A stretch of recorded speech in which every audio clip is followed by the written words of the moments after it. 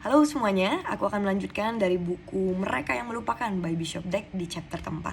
Nah, di sini aku belajar bahwa apa aja sih kesalahan umum yang biasa orang-orang lakukan untuk mereka menjadi orang yang melupakan. Jadi kita tahu nih dari 8 hal ini, tapi nggak semuanya, aku akan bahas. Dari hal-hal ini kita tahu nih, apakah kita bisa mendeteksi, apakah kita ini bisa jadi orang yang melupakan. Yang artinya, kalau itu ada dalam hidup kita harus ambil dan buang itu, sifat itu, pemikiran itu, ataupun cara atau habit itu. Jangan sampai itu kita diemi, kita biarkan itu bertumbuh dan akhirnya menghancurkan hidup kita, dan akhirnya kita menjadi orang yang melupakan. Nah, yang pertama adalah orang-orang yang melupakan tidak menghargai para pendiri dan para bapak atau bapak rohani. Nah, menurut aku di level ini pun udah bahaya, karena nggak ada anak yang bisa melupakan bapak rohaninya. Nggak ada anak yang bisa melupakan para pendiri. Karena kita tahu nih, ketika kita ada di dalam sebuah gereja, aku katakan tentang gereja lah ya, kita tahu nih ketika kita di dalam sebuah gereja, kalau tidak ada para pendiri atau bapak rohani, kita nggak akan ada di gereja itu. Kita harus tahu bahwa apa yang mereka bayar itu, kita nggak akan pernah sanggup untuk bayar dengan tanda kutip uang, dengan harta. Mereka udah memberikan hidup mereka memberikan masa muda mereka berdoa, mereka memberikan apapun yang mereka bisa berikan untuk yang namanya mendirikan sebuah gereja. Jadi hari ini jangan sampai kita ini menjadi orang yang melupakan orang-orang penting di dalam sebuah gereja, yaitu kita menjadi orang yang kehilangan respect kepada para pendiri atau para bapak rohani kita atau bapak rohani kita. I believe ini jangan sampai ini terjadi dalam hidup setiap kita. Mungkin hari ini tidak terjadi, tapi kita gak pernah tahu, one day it can be happen to me or you. Jadi kalau mungkin hari ini ada benih itu, buang itu jauh-jauh. Jagai, minta Tuhan untuk bersihkan hati kita setiap hari. Jadi jangan sampai kita menjadi orang yang melupakan atau kehilangan respect kepada orang-orang pendiri atau bapak rohani kita. Nah, yang kedua adalah orang-orang yang melupakan biasanya itu start dengan tidak taat. Jadi ketidaktaatan yang mungkin tidak penting atau small things itu berbahaya. Mungkin kita lihatnya cuman hal yang kecil. Tapi ternyata kalau kita menjadi orang yang tidak taat, pada ujungnya kita bisa jadi orang yang melupakan. Jadi dari poin ini Bishop Rick menceritakan tentang kisah Yerobeam.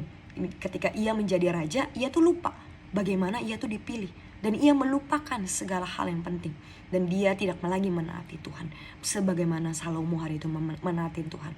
Dia lupa bagaimana dia dipilih, dia lupa bagaimana hari itu dia harusnya menaati seperti Salomo menaati Tuhan, dan akhirnya itu membuat dia menjadi orang yang melupakan, dan akhirnya dia meninggalkan Tuhan gitu. Jadi aku juga belajar gitu, ketika kita ini cenderung menjadi orang yang tidak taat, pasti kita jadi, kenapa sih kita nggak taat? Karena kita merasa kita udah lupa seberapa pentingnya itu.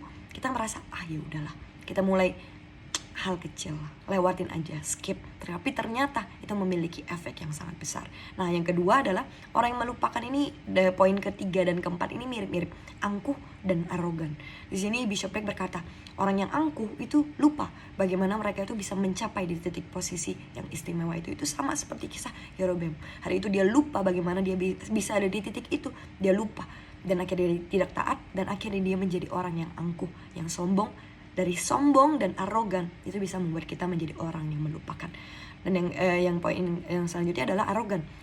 Menjadi arogan itu artinya memiliki asumsi yang arogan tentang hak istimewa. Mereka merasa posisi adalah segalanya. Mereka merasa apa yang sudah dia terima hari itu adalah segalanya. Jadi jangan sampai nih hal-hal yang sudah aku bacakan melupakan orang pendiri atau founder atau bapak rohani, menjadi orang yang tidak taat, menjadi orang yang angkuh atau arogan. Itu adalah hal yang berbahaya. Nah, selanjutnya adalah yang tidak kalah bahaya menurutku adalah orang-orang yang melupakan adalah orang-orang yang tidak memiliki belas kasihan. Kita harus tahu bahwa Tuhan sudah memberikan contoh di dalam pelayanannya. Ketika Tuhan pelayanan, Tuhan itu selalu tergerak dengan yang namanya belas kasihan.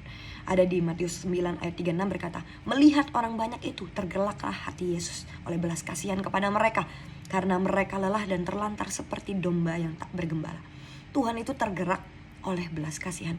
Kalau hari ini kita melayani hanya karena rutinitas, hanya karena posisi, tanpa sebuah belas kasihan. Watch out, kita bisa jadi orang yang melupakan. Tapi biarkan hari ini kita melayani, tergerak di dalam rumah Tuhan karena sebuah belas kasihan. Karena itu yang itu yang Tuhan Yesus lakukan. Tuhan Yesus sudah jadi contoh. Dia melayani karena dia tergerak oleh belas kasihan. Ketika seseorang dengan belas kasihan lewat, dia juga akan menyelamatkan orang. Tapi orang yang gak punya belas kasihan, dia akan lewat begitu saja gitu. Memiliki belas kasihan itu sangat diperlukan oleh pelayan Tuhan. Itu sangat dibutuhkan. Dan untuk yang namanya memiliki belas kasihan, butuh yang namanya daya ingat yang kuat. Kalau kita aja lupa bagaimana Tuhan menyelamatkan kita dan memberikan kita belas kasihan, kita gak akan pernah bisa jadi orang yang memberikan belas kasihan kepada orang lain. Tuhan tuh mau setiap kita ini menjadi orang yang melakukan apa yang dia sudah lakukan dalam hidup setiap kita. Kalau hari ini kita tahu bahwa kita telah menerima belas kasihan darinya, dan lakukan itu juga dalam pelayanan kita kepada orang-orang yang terhilang, kepada domba-domba yang mungkin tersesat.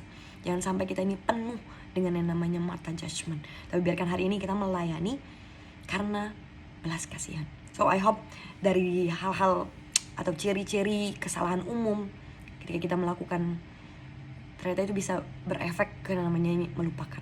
Terlihatnya sederhana, tidak tak melupakan Bapa rohani dan angkuh, sombong, ataupun arogan, ataupun tidak punya belas kasihan. Sepertinya tidak berhubungan dengan melupakan, tapi ternyata itu berhubungan. Dan akhirnya kita bisa jadi orang yang melupakan betapa besar, betapa baiknya Tuhan, dan akhirnya kita melupakan semua hal yang penting, dan akhirnya kita jatuh. So I hope dari chapter keempat ini kita belajar, kita bertobat. Kalau memang itu ada dalam hidup kita, it's not the end.